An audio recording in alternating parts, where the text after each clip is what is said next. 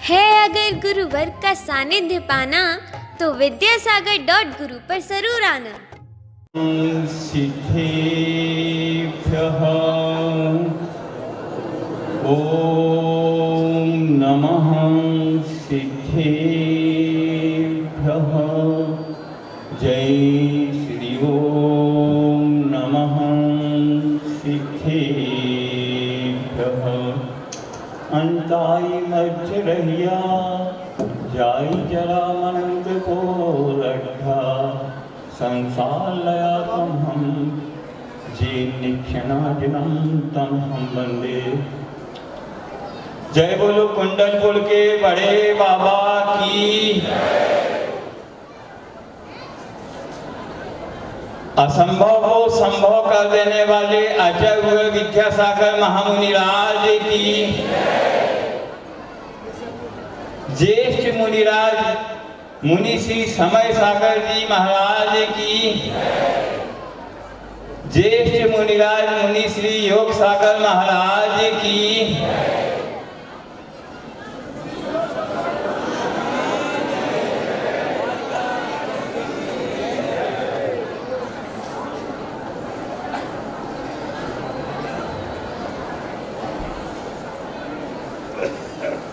खजुराहो चतुर्मास निष्ठापन के बाद आचार्य गुरुवर ने दोष के दिन सुबह सुबह मुनि श्री योग सागर जी के साथ हमें भी बुलाया था। आप लोग सुनना चाहेंगे क्यों बुलाया था? सुबह सुबह आचार्य श्री ने बुला के सागर की ओर विहार करने के लिए संकेत किया था कि वहाँ का पंचकल्याणक है और आप लोगों को वहाँ जाके थोड़ा माहौल बनाना है।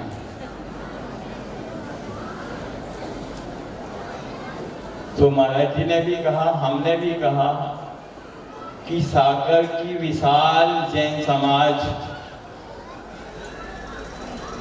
जो कि थोड़े बहुत तूफान में हिलने वाली नहीं है, वहां तो आचार्य विद्यासागर जी ही आएंगे, कभी कुछ हो सकता है।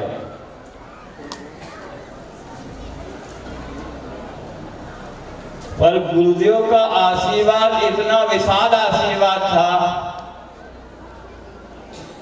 कि उनके परोक्ष में भी वह कार्यक्रम अपने चार चांद लगाते हुए आगे बढ़ा।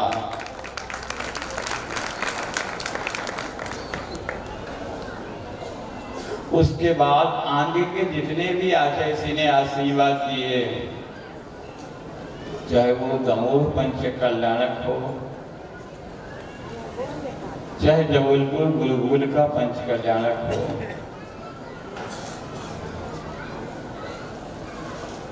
गुरुदेव की आशीष की कृपा कैसी होती है यह मैं आप लोगों को बताना चाह रहा हूँ।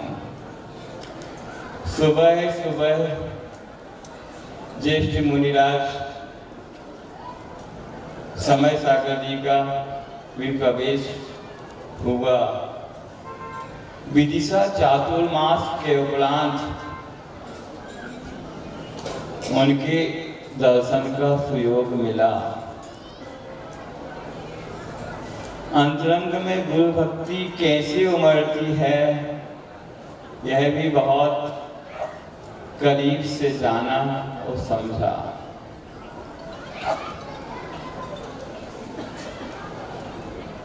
जब हम लोग गुरुजी से दूर जाते हैं तो उस दूरी में और ज्यादा प्यास लगती है गुरु भक्ति की। पर गुरु का आशीष जो सदैव बना रहता है, उससे ऐसे बड़े बड़े कार्य जो अभी हमने बताए, सागर और दमोह तो फिर भी ठीक है, अजय सिंह के शब्दों में जबलपुर जबरदस्त है। यूं समझ लें कि वह सागर नहीं, महासागर है, और महासागर में थोड़े बहुत किसी उससे तूफान आता नहीं है। और जिस समय बड़े महाराज जी के साथ हम लोग जबलपुर नगर में प्रवेश कर रहे थे, शहर में प्रवेश कर रहे थे, तो उस समय इतना ठंडा माहौल था, माहौल मतलब मौसम, कि कलेक्टर ने 2 दिन के लिए कोल्ड डे घोषित कर दिया था। समस्त स्कूलों की छुट्टी थी। उसके बाद वहां के लोगों का उत्साह, गुरुदेव का आशीष था, आदेश था कि आप लोगों को सभी मंदिरों में भ्रमण करना है, सभी उपनगरों में भ्रमण करते हुए यह संयोजना बनानी है। जिस दिन 12 तारीख को, 12 फरवरी को पात्र चयन था, उस दिन के सुबह भी जो कार्यकर्ता इस पूरे आयोजन में अपनी भूमिका निभा रहे थे, वह कार्यकर्ता भी सशंकित थे कि महाराज आयोजन किस विशालता को लेकर होगा, इसकी कल्पना हम नहीं कर पा रहे हैं। हम कहाँ तक पहुँचेंगे, कैसे पहुँचेंगे, यह कुछ नहीं कहा जा सकता। पर गुरुदेव का ऐसा आशीष हुआ, लोग देखते ही रहे और सारे कार्य निर्विघ्न सानंद संपन्न होते रहे।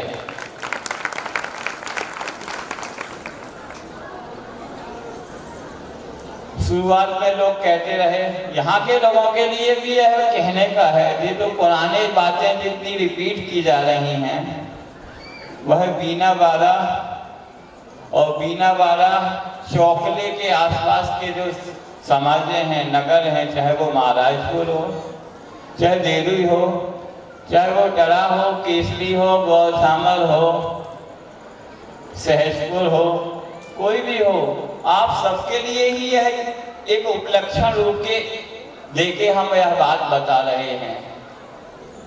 अनंतपुरा है, चांदपुर है, रहली है, पटना बुजुर्ग है, सभी समाजें हैं। अजय सिंह बोलते हैं बीनावाड़ा क्षेत्र के लिए कि यह इतने मध्य में बसा है कि यहाँ सुबह तो बिल्कुल सुनसान दिखेगा और दोपहर में इतनी जनता पता नहीं कैसे आ जाती है कि जैसे लगता है कि आज रविवार ही हो,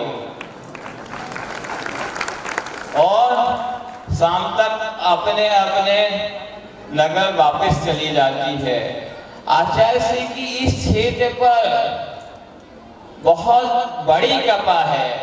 ना जाने कितने बार आचार्य सिंह इस क्षेत्र पर आए होंगे,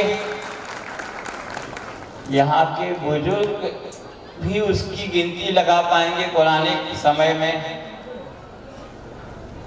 इसके पूर्व में भी इस क्षेत्र में एक पंचकल्याण हुआ, जो यहाँ के बुजुर्ग होंगे,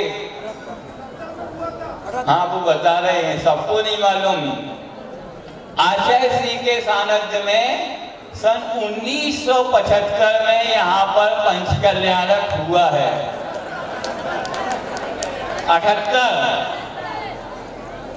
हम तो थे ही नहीं, हम तो बहुत छोटे होंगे, पर मुनि श्री योग सागर जी बता रहे हैं कि सन 1978 में यहाँ पर आचार्य सिंह के सानिध्य में पंचकल्याणक हुआ। जो मानस्तंभ बड़े बाबा के सामने था, उस मानस्तंभ का पंचकल्याणक हुआ। और शायद महाराज जी बताएंगे, आचार्य सिंह के सानिध्य में वह शुरुआती ही पंच कल्याणक था। दूसरा पहला पंच कल्याणक आचार्य श्री के सानिध्य में जोड़ की सिद्ध क्षेत्र में हुआ था 1977 में, और दूसरा पंच कल्याणक आचार्य श्री के सानिध्य में बीना वाला क्षेत्र में हुआ सन 1978 में। आप समझ सकते हैं 78 से आचार्य श्री का इस क्षेत्र के ऊपर बरदहस्त लगातार बना हुआ ही है। ना जाने कितनी यहाँ पर ग्रीष्मकालीन प्रवास हुए, ना जाने यहाँ पर कितने शीतकालीन प्रवास हुए, पर 2005 के पहले एक भी चातुर्मास यहाँ पर नहीं हुआ था। और यहाँ के क्षेत्र के कार्यकर्ता भी इस संभावनाओं में से दूर दूर तक वाकिफ नहीं थे कि इस क्षेत्र में कभी आचार्य श्री का चातुर्मास भी हो सकता है।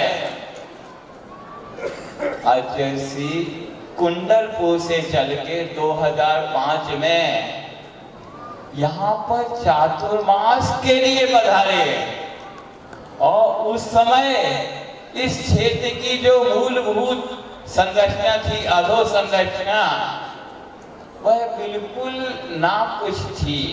संत निवास के नाम से भी कोई विशेष प्रावधान नहीं था, श्रावकों के लिए भी कोई व्यवस्था नहीं थी विशेष। ऐसी स्थिति में आपको मैं बता दूं, जितना विशाल संघ अभी आपको यहाँ दिख रहा है, इतने ही विशाल संघ 50 तिथियों का चातुर्मास बीना वाला क्षेत्र में हुआ था सन 2005 में।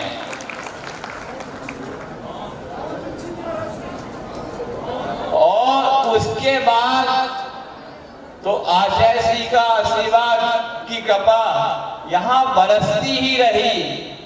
2007 में पुनः आचार्य श्री का चातुर्मास यहाँ संपन्न हुआ।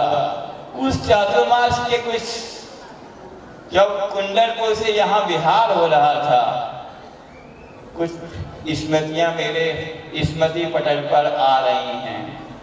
क्योंकि गुरुदेव की स्तुति का यह समय है, तो हम स्तुति में कैसे डूबे, तो वह स्मृति हम बता रहे हैं। जब कुंडलपुर से बिहार का समय होता है, तो कुंडलपुर में सिर्फ 3 दिन में कितने इंच बारिश होती है? 29 इंच बारिश होती है 3 दिन में। पूरा कुंडलपुर और उसके आसपास का एरिया, चाहे वो पसरिया हो, चाहे वो दमोह हो, चाहे हटा हो, कुछ भी हो, पूरा पानी से प्लावित हो जाता है, डूब जाता है। वर्धमान सरोवर जो कुंडलपुर का तालाब है, पूरा खुल गया, पूरा पानी बाहर मानिसलम तक बह रहा है।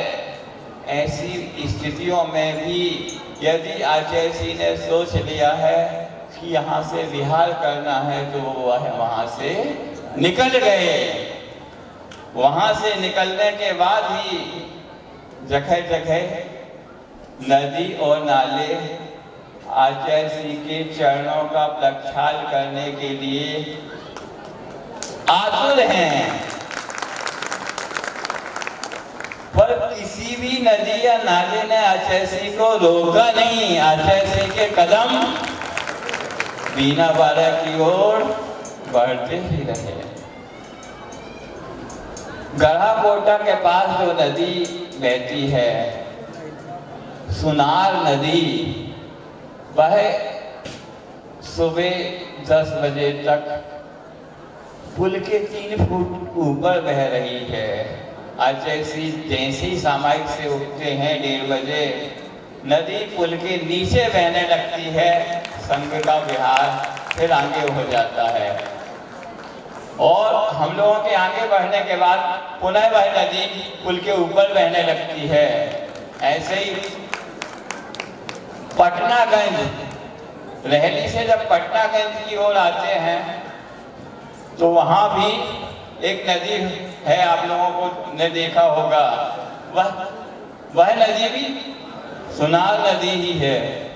उस सुनार नदी पर भी पिछले 4-5 दिन से पानी बह ही रहा था, वह पानी उतरता नहीं है, क्योंकि अजय सिंह ने सोच लिया है तो वह चल रहे। पानी घुटने के नीचे है, घुटने के नीचे पानी में अजय सिंह ने कहा अपन धीरे धीरे चलते हैं।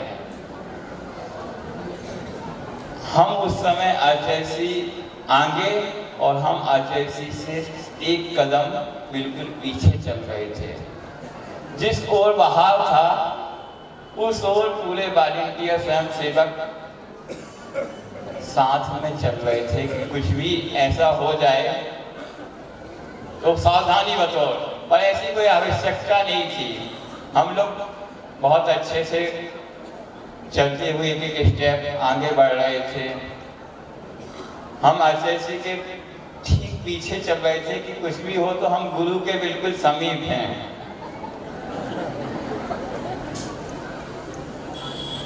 एक शेर ध्यान आ रहा है, डूबने का डर हो तो खाक हो, डूबने का डर हो तो खाक हो, साहिल अपना किश्ती अपनी दरिया अपना।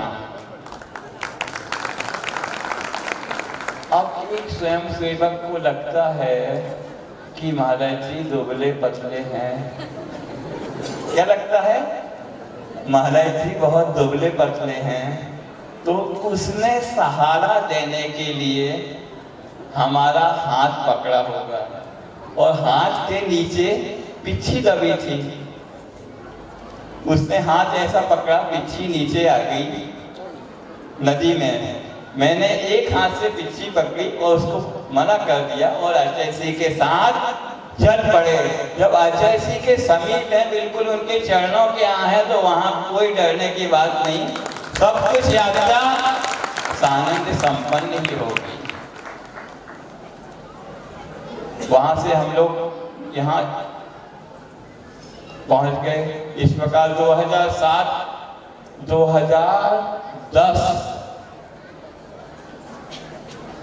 2010 का चातुर्मास नई सौगात लेके आता है इस क्षेत्र के लिए।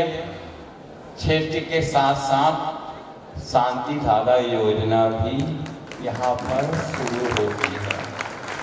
ये तो क्षेत्र के लिए एक सौगात थी। एक सौगात हमारे जीवन में इसी क्षेत्र में 2010 में और मिली, वह भी आप लोगों को बता देता हूँ। बीच में कुछ प्रवास हमारा संघ से बाहर था। कहाँ हुआ था? स्वास्थ्य थोड़ा प्रतिकूल होने के कारण हम पीछे रह गए, तो बंडा चातुर्मास हुआ और उस चातुर्मास के बाद गुरुदेव ने बुंदेलखंड यात्रा का संकेत आशीष प्रदान किया। बुंदेलखंड यात्रा के पश्चात गुरुदेव के चरणों में इसी बीनावाला क्षेत्र में आना हुआ था। तो वह भी क्षेत्र हमारे लिए बहुत मंगलदायक है। और वही बीनावाला क्षेत्र कल फिर जब मुनि श्री योग सागर जी के सानिध्य में जब खजुराहो से दोष को निकले थे, उसके बाद 113 दिन बाद पुनः गुरुदेव के चरणों का सानिध्य इसी बीनावाला क्षेत्र में मिला है। तो इस बीनावाला क्षेत्र से ना जाने कितनी स्मृतियां जुड़ी हुई हैं और उन स्मृतियों के साथ जब 2010 चातुर्मास के बाद पुनः 2015 में चातुर्मास होता है और 2015 के चातुर्मास में आचार्य सिंह ने चातुर्मास की गुरु पूर्णिमा को एक और इस क्षेत्र को नई सौगात दी। आप लोगों को ध्यान है? भूले तो नहीं? रूप में जिसमें मुनिश्री संस्कार सागर जी और मुनिश्री ओंकार सागर जी तो इसी क्षेत्र के गौरव हैं। अब वो रिश्ते तो आप जाने क्या हैं, पर वो एक संयोग है कि यहाँ का मामा भने यहाँ का मंदिर है, तो जो दीक्षार्थी थे उनका भी ऐसे ही रिश्ता था। इस प्रकार अजय श्री का शुरुआत से अभी तक जो यहाँ का प्रवास है, इस प्रवास के साथ साथ इस क्षेत्र ने कैसी विकास की करवटें बदली हैं, क्या कुछ हुआ है, यह भी आप लोगों के जेहन में होगा। इन सब बातों के साथ साथ हम देख रहे हैं और आपको मैं यह बताना चाहता हूँ, पिछले 3 परिजन कल्याणक जो आचार्य श्री के संकेत और निर्देश में संपन्न हुए, उन पंच कल्याणक में अभी तक तो जब हम आचार्य श्री के सत्संग सानिध्य में रहते थे तो ऐसी कोई बात नहीं रहती थी, निर्विकल्पता रहती थी, बाहर ही कोई विकल्प नहीं था, ऐसा नहीं है। पर उन पंच कल्याणकों में जब करीब से उस संयोजना के अंतर्गत हिस्सा बनने का अवसर आता है तो हमने बहुत करीब से देखा, और वही बात हम आपको कहना चाहते हैं। क्योंकि कल से आपका पंच कल्याणक का आयोजन प्रारंभ है और यहाँ पर सभी पात्र अपने आयोजन में अपने हिस्सा लेने के लिए अपनी भूमिका में आ गए हैं, और जो नहीं आए हैं वो भी आने की तैयारी में हैं।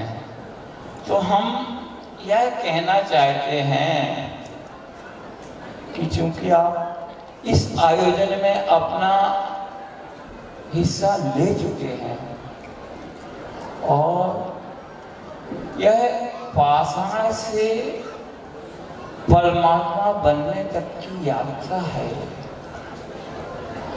आप लोग इस यात्रा को कितने गंभीरता से लेते हैं, कितने डूबते हैं आप इस यात्रा में, यह महत्व की बात है।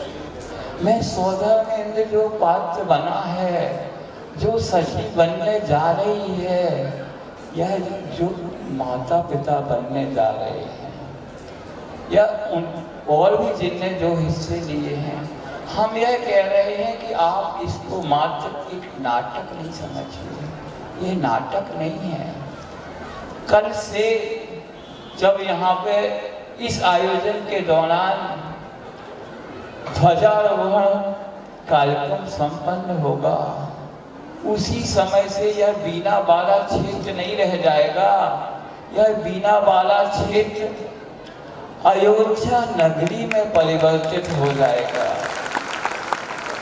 और आप सब भी अपने आप को अयोध्या वासी उस दिन उसी समय से महसूस करने लगे और यह महसूस करने लगे कि इस हम जहाँ निवास कर रहे हैं यहाँ भगवान का अवतार होना है, तब तो आप उस आयोजन में डूब पाएंगे। हमारे इस नगर में भगवत तत्व का अवतरण होना है।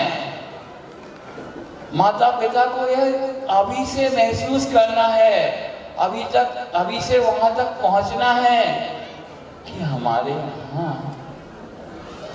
जिन बालक का जन्म होना है।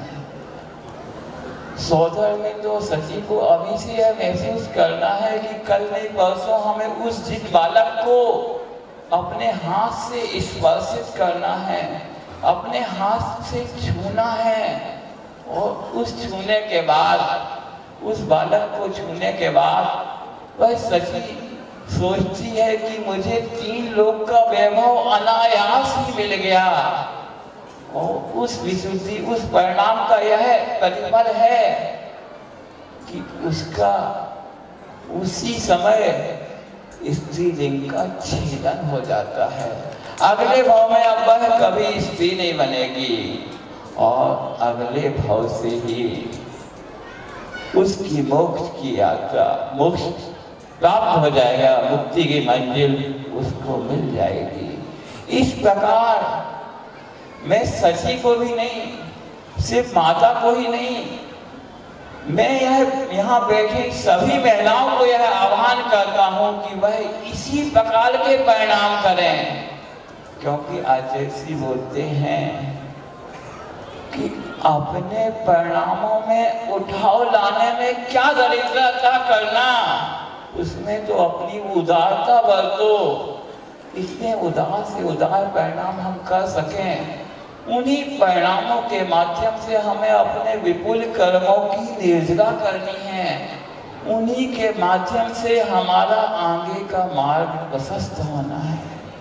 ये बहुत बड़े बड़े आयोजन सिर्फ दिखावे के लिए नहीं होते, यह वास्तव में पाषाण से परमात्मा की यात्रा तो है, उसके साथ साथ यहाँ बैठे प्रत्येक व्यक्ति से, चाहे वह महिला वर्ग का हो, चाहे पुरुष वर्ग का हो, या कोई भी हो, ब्रह्मचारी हो चाहे ब्रह्मचारी हो, या कोई भी हो, मैं यह कहना चाहता हूँ परिणामों में उतार चढ़ाव तो हर व्यक्ति के अंतरंग में होता रहता है, पर इस आयोजन के माध्यम से आपके परिणामों में सिर्फ उठाव ही उठाव होना चाहिए। जैसे ही बाहर ध्वजारोहण हो, वैसे ही आपके अंतरंग में भी एक ध्वजारोहण होना चाहिए कि आपके भी परिणामों की ध्वजा ऊपर उठ रही है, ऊपर उठ रही है। जैसे पाषाण परमात्मा तत्व की ओर बढ़ेगा, वैसे ही आपकी बहिरात्मा से अंतरात्मा की यात्रा सतत चलने शुरू हो जाना चाहिए।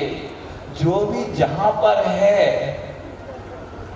अपने परिणामों के माध्यम से जिस पड़ाव पर है, उसको उसके आगे बढ़ना है, चाहे वो सम्यक दर्शन, ज्ञान, चारित्राणी, मोक्ष मार्ग, तत्वा सूत्र का यह प्रथम सूत्र है।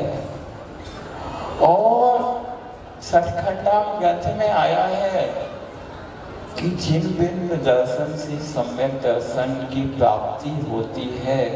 अब हम जिन बिंब दर्शन की बात नहीं, जिन बिंब प्रतिष्ठा आयोजन के हिस्सा बनने जा रहे हैं, और हमें यह सोचना चाहिए इस जिन बिंब प्रतिष्ठा में जितने जिन बिंबों की प्रतिष्ठा होगी, उसके माध्यम से ना जाने हजारों वर्ष तक कितने भव्य जीवों को सम्यक की प्राप्ति होगी। और इस जिन बिंब आयोजन में जो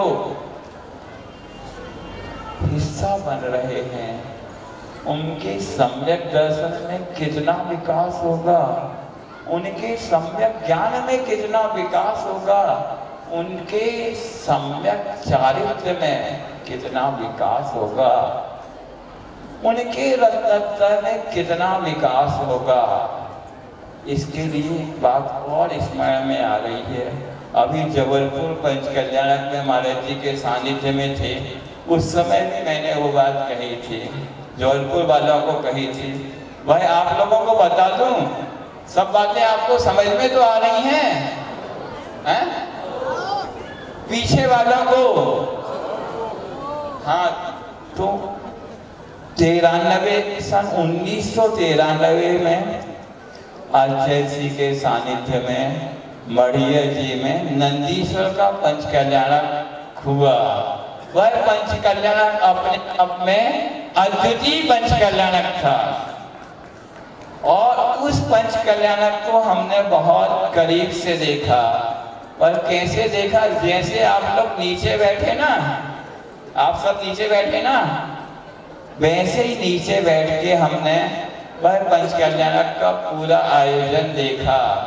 पर उस पंचकल्याणक की देन है कि वहां से यहाँ तक की यात्रा सन 1993 के पंचकल्याणक की देन है।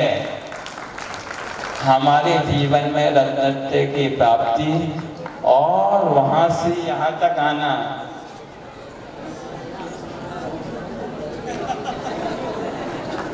यहाँ तक की यात्रा उसी की देन है। तो मेरा यह कहना है, आप सबके जीवन में भी इसी प्रकार के आप डूब के अपने अंदर से कुछ रत्न निकाल के लाएं, तब तो इस आयोजन की सार्थकता है। जय बोलो अशोक एक विद्यासागर महामुनि राज की।